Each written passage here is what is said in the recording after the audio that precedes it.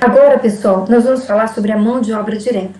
A gente acabou de ver o material direto, então vamos compor agora a mão de obra direta. O que seria a mão de obra direta? É o custo de qualquer trabalho humano diretamente mensurável, identificável, sem dificuldade no produto. Então eu vou saber. Como é que eu vou saber isso? Porque vai ter sido marcado o tempo que a pessoa levou para fabricar aquele produto. Então eu sei a hora que ele começou, a hora que ele terminou, para cada um dos produtos. Eu sei exatamente o que ele estava fazendo naquele momento. Incluindo nesse custo o valor do salário pago, né, aquele valor que o funcionário vai receber, mas todos os encargos envolvidos. E aí eu estou falando, quando eu falo de todos os encargos sociais envolvidos, e eu estou falando de tudo aquilo que envolve. Estou falando de INSS, estou falando de FGTS, estou falando de 13º, estou falando de férias, ok? Estou falando de descanso remunerado, eu estou falando de tudo aquilo que envolve, tudo aquilo que você paga, tá? Para o trabalhador. Mas não necessariamente aquilo que ele recebe, mas tudo aquilo que ele te custa como empresa. Levando-se em consideração o tempo efetivamente trabalhado.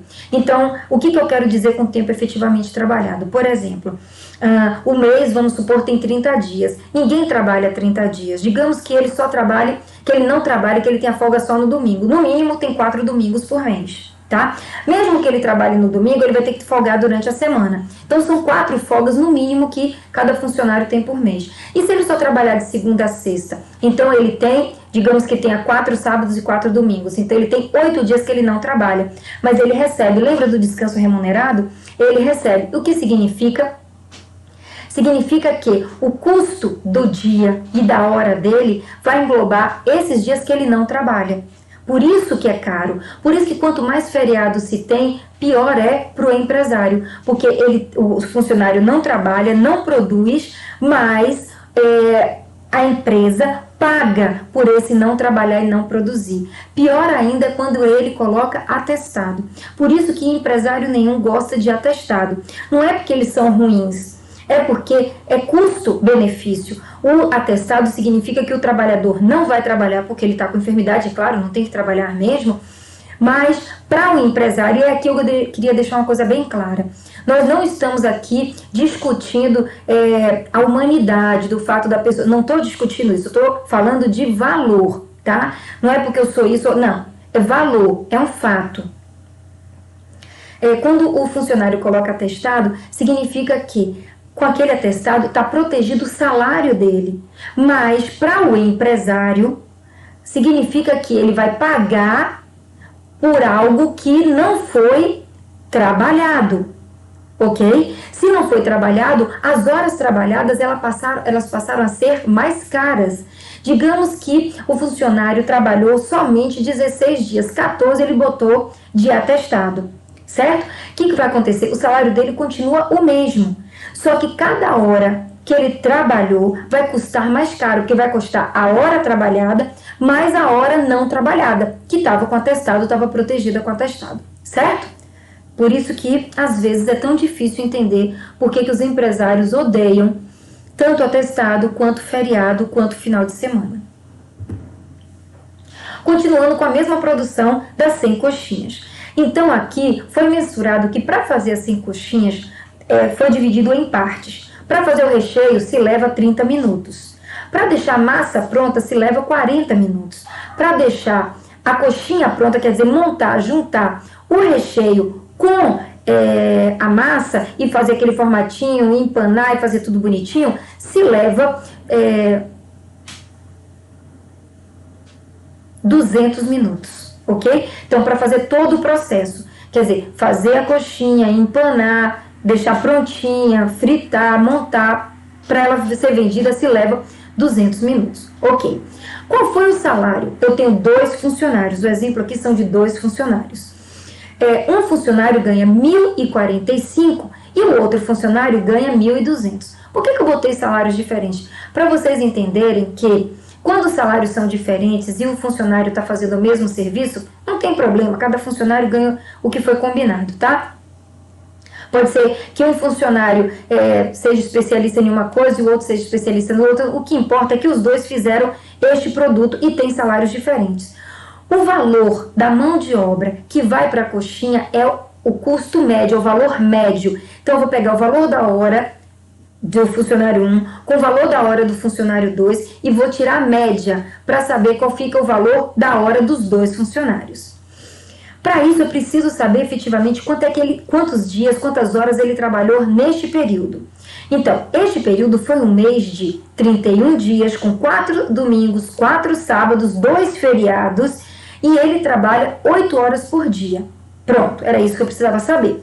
Todas essas informações para eu compor o custo da hora da coxinha. Dias trabalhados, então, 31 dias do mês, menos 4 sábados, 4 domingos e 2 feriados, eu tenho 21 dias. 21 dias vezes 8 horas por dia, eu tenho 168 horas. O primeiro, trabalhadas efetivas. O primeiro funcionário, eu pego o salário dele, divido pela quantidade de horas efetivas trabalhadas, e aí eu estou englobando tudo, tá? Eu só não coloquei nesse exercício, digamos que esse valor dessa hora já está incluso aí os encargos, tá? Já estão inclusos aí os encargos. Se não tivesse, eu teria que incluir os encargos para depois fazer essa divisão. Aí eu pego o valor do custo, né, do funcionário 1 e do funcionário 2 e divido cada um pela quantidade de horas trabalhadas. E se vocês olharem, aqui, ó, são valores distintos. Como é que eu faço para saber a média? Eu somo dos dois e divido por 2. Se tivessem 10 funcionários, eu somaria dos 10 e dividiria por 10. Se for o mesmo valor, eu não preciso fazer isso porque vai dar o mesmo valor, né? Então, se o valor da hora for igual, aí não precisa ficar somando, dividindo, tá? Então, eu sei que a média desses dois funcionários é 6,68 por hora, tá? Então, como é que eu fiz? Eu somei o que se gasta, ó, para cada um dos processos e deu um total de quantos? De 270 horas. Vezes o valor da hora, eu encontrei a mão de obra direta. Por que mão de obra direta? Porque, se vocês pararem para olhar, 168 horas vezes 2 é muito mais do que 270. Mas eu sei que 270 horas ele passou para produzir apenas essas 100 coxinhas, porque foi estabelecido, já foi mensurado isso, ok? Então, esse é o valor para eu produzir as 100 coxinhas. Lembrando que eu estou aqui com valores aleatórios, hipotéticos, tá? Porque se já pensou, se para produzir uma coxinha, ou 100 coxinhas levasse R$ 1.813,60, muito caro, né? Então, valores hipotéticos, gente. Para eu saber o custo de cada coxinha em relação à mão de obra, eu vou pegar o valor que eu encontrei, dividido pela quantidade. Então, eu sei que para produzir as coxinhas, ele gasta este valor, tá bom? Por coxinha. Lembrando que, pessoal, quando a gente está falando... por que eu estou dividindo? Porque eu estou falando de um único produto.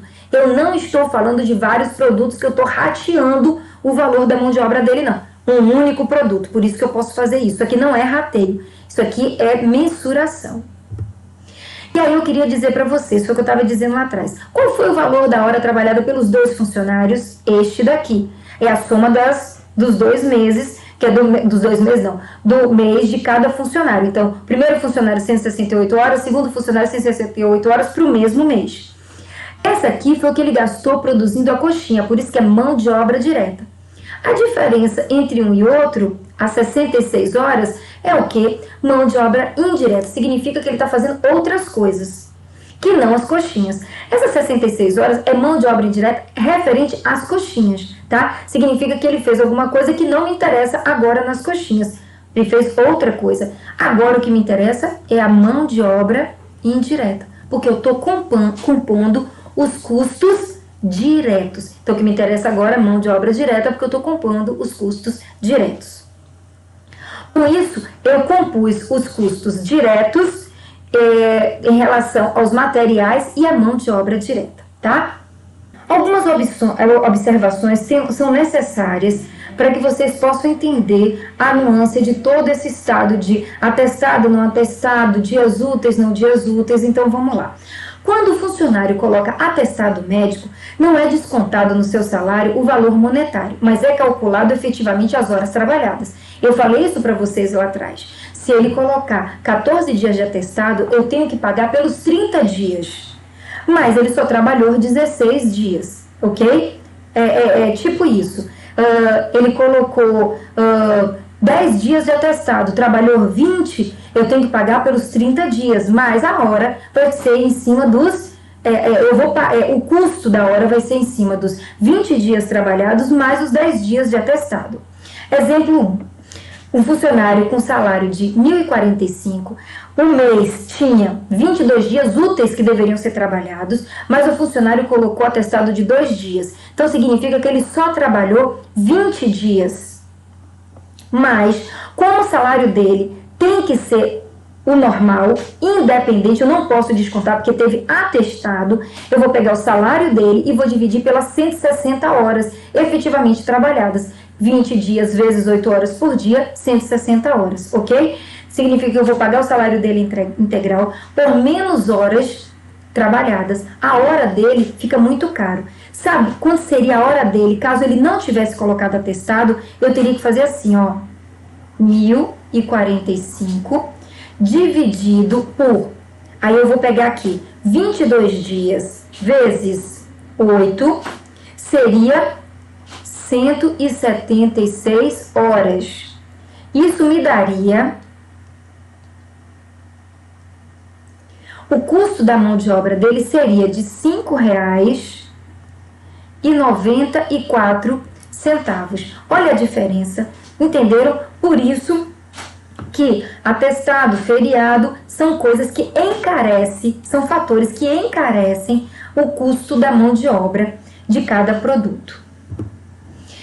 Exemplo 2. O funcionário ganha o mesmo salário, trabalha 22 dias, mas falta 2 dias e não coloca atestado.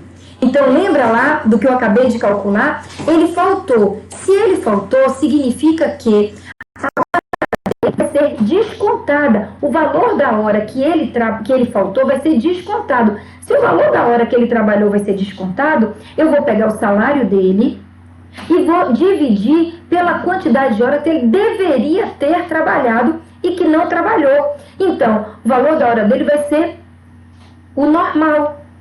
Ele vai ter o salário dele diminuído da quantidade de dias e de horas que ele faltou.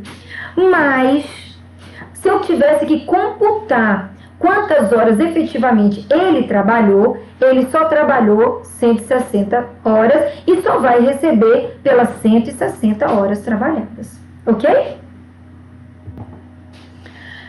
Por exemplo, produção de 20 unidades de um produto que gasta 30 minutos para produzir cada unidade. São 2 funcionários com 22 dias, 8 horas por dia. Então, são 22 dias úteis, 8 horas por dia que cada um trabalha. Isso me dá um total de 176 horas trabalhadas, certo? O funcionário A trabalhou normalmente, o funcionário B faltou um dia sem justificativa. Então, vamos lá. Dias úteis, dias trabalhados úteis, 22 vezes 8 horas, me dá 176 horas, já tinha falado isso antes para vocês. Esse é o valor do salário do funcionário A do funcionário A e do funcionário B. Tá bom? Então, 20 unidades vezes 30 minutos me dá um total de 600 minutos. Como a gente está com a hora, com o valor da hora em hora e não em minutos, eu vou transformar esses 600 minutos em horas. Aí eu divido por 60, porque cada hora tem 60 minutos. Então, na verdade, esses 600 minutos se referem a 10 horas. 10 horas, isso aqui é a mão de obra direta, porque foram 10 horas destinadas a esse único produto, tá? Vezes o valor da hora, porque é o mesmo salário, mesmo valor de hora. Ele faltou, se ele faltou vai ser descontado, então a hora dele vai custar a mesma. Então, esse aqui é o valor da mão de obra direta. Eu tenho 10 horas e em relação ao valor financeiro é 59,40. Mão de obra direta. Show de bola. Agora, para eu saber Quantas horas efetivamente foram trabalhadas, isso é outra história. Olha só, mão de obra trabalhada pelos funcionários nesse mês. O funcionário A, ele trabalhou 176 horas e o funcionário B só trabalhou 168 horas. Aí, 168 horas. Então, o que significa que horas trabalhadas efetiva pelos dois funcionários foi o funcionário A mais o funcionário B, que me dá um total de horas trabalhadas efetivamente de 344 horas trabalhadas. Dessas horas trabalhadas, 10 horas foi em relação a este produto. Então, 10 horas dessas 344 foi mão de obra direta deste produto. Ok? Era isso que eu queria mostrar para vocês. Este livro é o livro que eu utilizei como base para fazer toda a composição, tanto de materiais direto quanto de mão de obra direta. Espero ter conseguido mostrar para vocês como se compõe o custo tanto do material direto quanto da mão de obra direta, tá? Mas não se preocupe que iremos também mostrar mais para frente outros exemplos, tanto para a composição do material direto quanto da mão de obra direta, de forma separada e de forma junta, porque aí eu vou compor com vocês a soma dos materiais diretos mais da mão de obra direta, então do custo direto. É claro que a gente não vai fazer toda uma fórmula de uma receita grande, por exemplo, de coxinha. A gente pega alguns produtos, mas se você sabe fazer 2 ou 3 produtos, 2 ou 3 materiais, você sabe fazer de todos os materiais utilizados. Tá ok? Obrigada pela atenção de todos.